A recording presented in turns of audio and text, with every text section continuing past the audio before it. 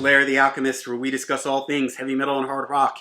On today's episode, ranking the debut albums from my favorite hair metal, LA metal, 80s melodic metal, whatever you want to call it, bands.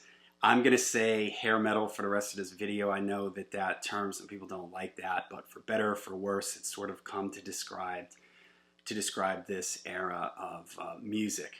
Now, I was a teenager in the early 80s, so when MTV was taking off and all of these bands were getting huge, I was really into it, and a lot of these bands, I really liked them, and still to this day, I listen to a lot of these bands, and I thought it would be fun to go through and rank their debut albums.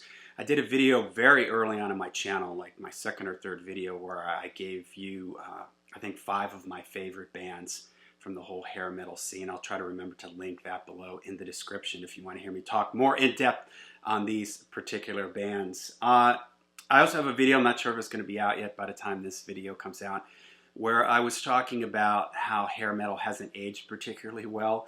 And for me, one of the things is that these bands didn't have, the quality of their music dropped off rather quickly after a couple albums for some of these bands.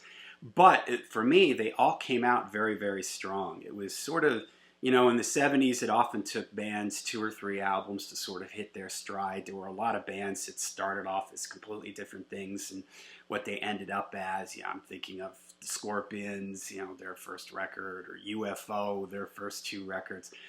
But in the 80s, it seemed like maybe corporate concerns or whatever, these bands came out and they were much more focused on their first record. So thus, their debut albums, in my opinion, are all really good. So this wasn't easy to do, but let me show you the bands that are in play here. I've got 6 bands. Twisted Sister, Under the Blade. This is the remixed version. Now, I'm not counting any EPs. I'm just doing full lengths. Motley Crue, Too Fast for Love.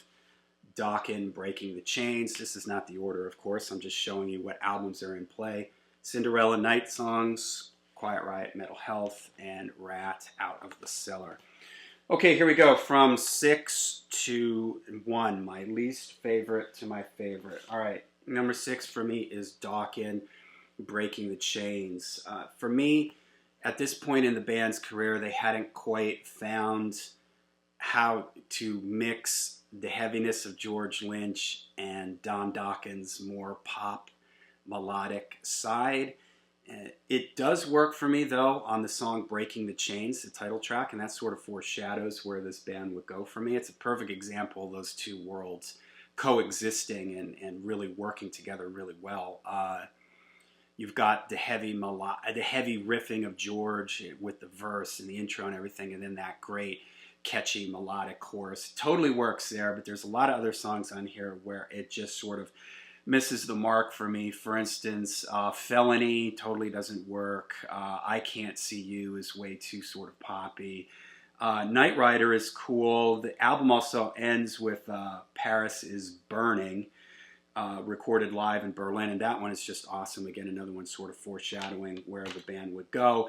You know, this album, I'll probably do a video on this album at some point, kind of has a history behind it. Don Dokken, forms this band. He goes over to Germany to record this first album because he can't get a record deal here. Michael Wagner produces the record, but so a lot of these songs I think were left over from when just Don himself and his own thing before George came into the picture and started adding his elements. But out of the 6 here, it is my least favorite.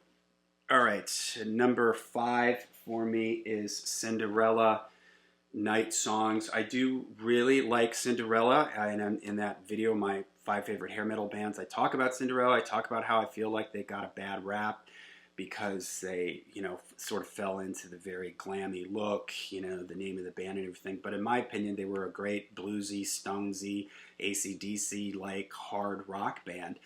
Doesn't quite 100% come through on this record. It does at times. The title track, Night Songs, is awesome. This grinding, heavy, bluesy number. Shake Me is fun. Nobody's Fool is a big ballad that was a big hit for them, something they did really good with. But then there's Somebody Save Me is really cool also. But then there's a lot of filler on here and things that sort of miss the mark. But by the time they get to Long Cold Winter and their third record, in my opinion, the songwriting really just goes up a notch. And every song on those two records I love. But here there's some filler, so it lands at number 5 for me.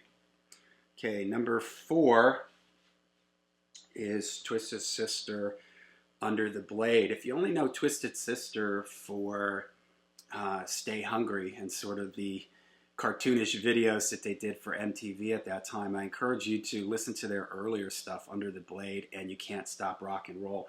They were a lot more sort of straightforward, hard driving, heavy metal, hard rock. And they were a band that had a long history. Dee Snider has a biography out. If you've never read it, I encourage you, even if you're not a fan of Twisted Sister, his biography is really great, really interesting. And they were a band that was around for a long time, kicking it in the New Jersey, New York scene. When I did my honorary New Wave of British Heavy Metal Bands, this was one of my picks. That video I did along with Martin. I said because they had been around for a long time, and they went over and recorded their first album over in England.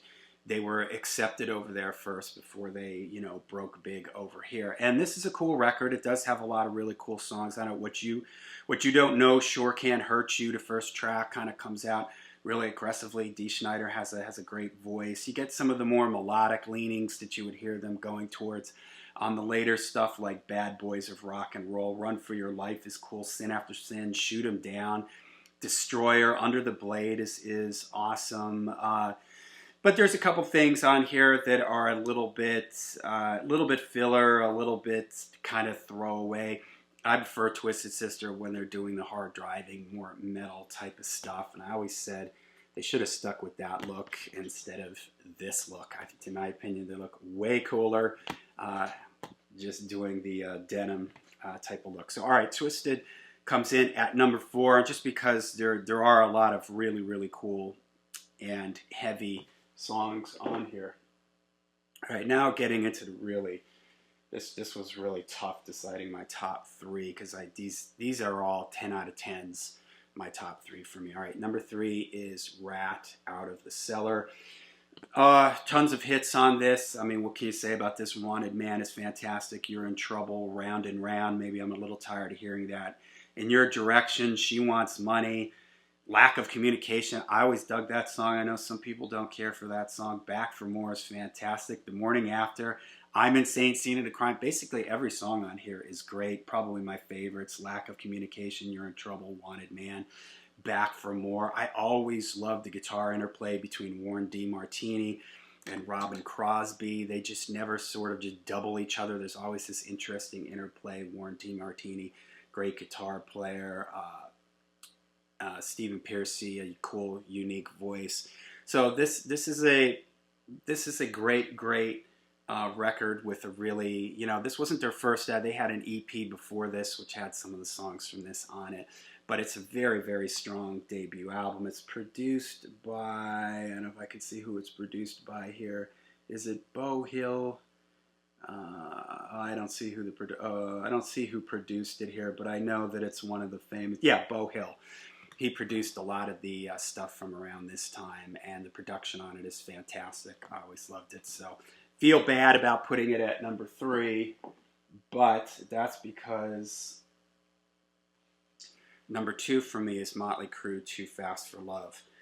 I've talked about how this is more of a glam influenced record, and I'm a fan of like the Sweet and T-Rex and the glammy era of Bowie. So this album always had that kind of feel to me. Always really loved the guitar sound on this. The production on it is simple, but it's real, it's got a lot to it. It's real chewy, and there's just a lot of the guitar sound is very, very cool. The drumming on it, is Tommy Lee is fantastic, and the drums sounded great on this. Live Wire.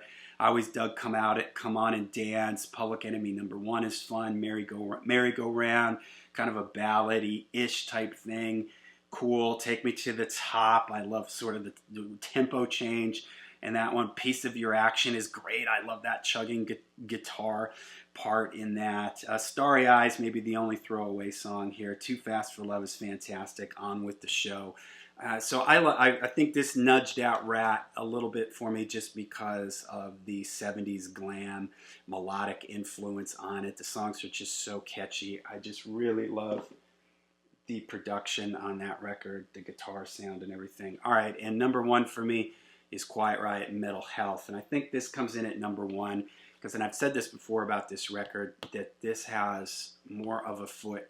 There's a foot in the 70s hard rock. Kevin Dubrow, always a fan of, said he was a fan of Humble Pie and the Faces and Steve Marriott and all that kind of 70s stuff. So you really hear that come through on here.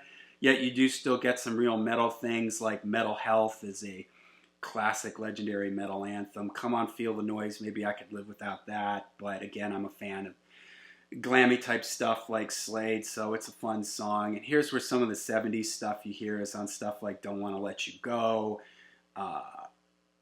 Let's Get Crazy, Slick Black Cadillac is a fun one. Love's a Bitch is a great kind of dark, moody ballad. Breathless is a really awesome upbeat one. I did a video, I believe, on this full record, but just every song is great on this. I love the final track on here, Thunderbird. It's a beautiful ballad dedicated to the recently passed Randy Rhoads at the time of this recording. So being a big fan of 70s hard rock, I think that's why this lands at number one for me. And the Motley landed at number two because they've just got some 70s influence in what they did. And I'd like the mixture of that with the heavier, more 80s metal, melodic metal sound. So, all right, there you go. Ranking the debut albums from 6 of my favorite hair metal bands. Of course, there are other hair metal bands, LA bands from this era that I do like, but these are my favorite. These are the ones that when I was a kid, I was buying these albums when they came out, you know, watching their videos on MTV and everything. All right. So let me know in the comments down below, how would you guys rank these, or what are your favorites out of this bunch that I mentioned right here? All strong debuts. Let me know what you guys think. Make sure you hit like and subscribe. And until we see you again, make sure you stay heavy, stay metal.